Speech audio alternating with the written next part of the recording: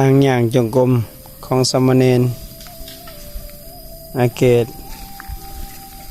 โอ้ความเพียรเพิ่นได้นี่นะเป็นหนทางจะเป็นห้องปัดมาหินออกง่ายๆแล้วก็ย่าง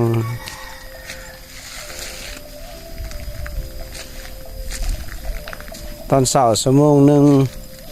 ตอนแรกในลูกย่างชั่วโมงหนึ่งบ่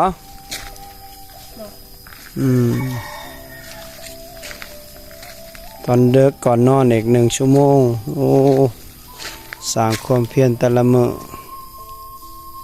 ลดละมื้อนี้มาเบิ่งสามเณรอาโบโอ้ทางย่างจงกรมเพิ่นนี่นะเป็นย่างจงกรมภาคแรงภาคเช้าความเพียรทางย่างจงกรมของสามเณรนี่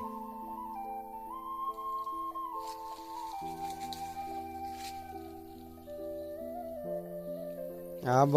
สามเณรน้อยย่างธุดงค์4 เดือนตั้งแต่ฮอดเหนือฮอดใต้ไป3 ประเทศ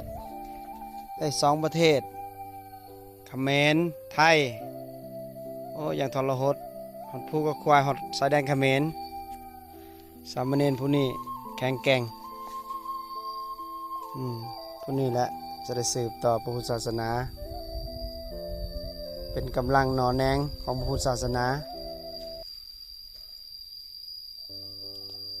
เดี๋ยวมานำเบิ่งสามเณรอดิวนี่ก็ย่างจ